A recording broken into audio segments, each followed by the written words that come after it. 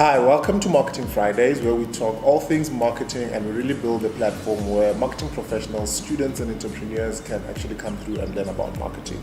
Today, we have Rega Thwala, who is in the influencer marketing space, and she's going to be sharing with us some words of wisdom, and we're going to be just talking about the misunderstood world of influencer marketing. Rega, so I guess for background is you've come to a few of the Marketing Friday sessions. Yes. I think it's about 2 or 3? 3, I think. Yeah. Three. Yeah. 3. And then we started with a conversation on influencer marketing at the last one. And I reached out to you and said maybe it would be cool for us to discuss it on video. And so thank you so much. Thank you for having me.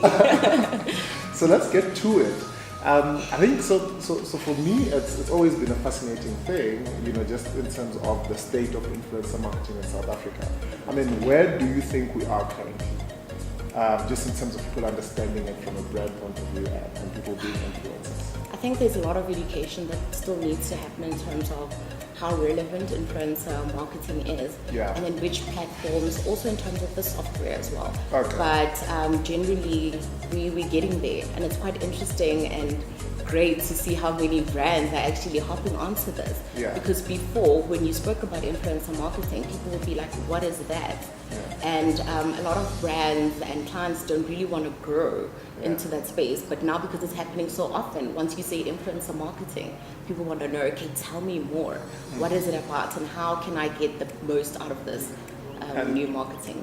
Yeah. And then, how do you define an influencer? Like, what type of person do you look for when you say, if I come and I say I am, let's say, Nescafe and I'm looking for influencers? How would it work in your industry? How would it work is that we'll have to obviously look at that person's following, the kind of people that follows this person. Are they actually relevant? What do they post about? It's all about trust at the end of the day. Once I post about Nescafe, people need to trust that I'm a coffee lover. I love coffee. So when I speak about coffee, I know exactly what I'm talking about. Do you think celebrities can be influencers? Yes, definitely. There is definitely a platform for that. I mean, celebrities have high reach, and they've got different types of people following them. So what they say and put it out could be relevant, and they could be very influential. People look to celebrities. A lot of people, before they make purchasing decisions, they want to know if somebody has used this product, has it actually worked for them? And then through that, they can make that purchasing decision. Before, you used to go inside the store, even look at it online, do a lot of research through that. But then through that, trusted person actually saying, look, I've used this and then works well for me. But also another thing is that with celebrities nowadays, a person can be representing Revlon and then next week they're on Neutrogena, and then another week it's a completely different brand within the same industry, which for me is not as authentic. So how do you measure success if you're using influencers? So it would obviously depend on the brand's objectives. Okay. Do you want to get people to basically hop onto your website, make a purchasing decision through that? Or do you actually want your brand to be more, do you want it to be like an awareness kind of campaign?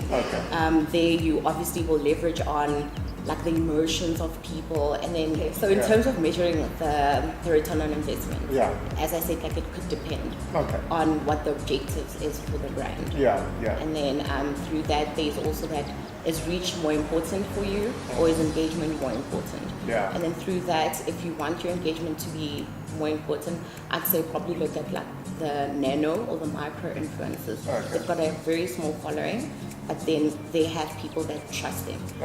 In terms of that, as I said, it's all about that positive conversation at the end of the day. And then if you're looking for reach, that's when you look at your more micro influencers for that. Okay, and then lastly, so obviously this content we shared with people who are in industry, whether that's marketing or brands and all that stuff. I mean, what advice would you give to a marketing manager or brand as a brand manager, just in relation to influencer marketing, if they're looking at it as part of their marketing mix? I would say it's definitely like an amazing thing to try out if they haven't tried it before. And it really works. You have to work with the right people. You need to know that it's not just putting a face and then getting somebody to post about it. There's a lot of management that comes in through that. There's a lot of software. You need to know if you're going to work, go through reach, and then you want a celebrity, you need to look at that person. Who are they following? Is it in relation with your brand, with your target market? You'll put Nico on the face of Nike only to find out that 80% of the followers are not even Nike fans or anything like that, like in relation to sports or anything like that. You'll also could check through the software that 60% of Nico's followers are in Dubai. Like Nico's never been out of the country.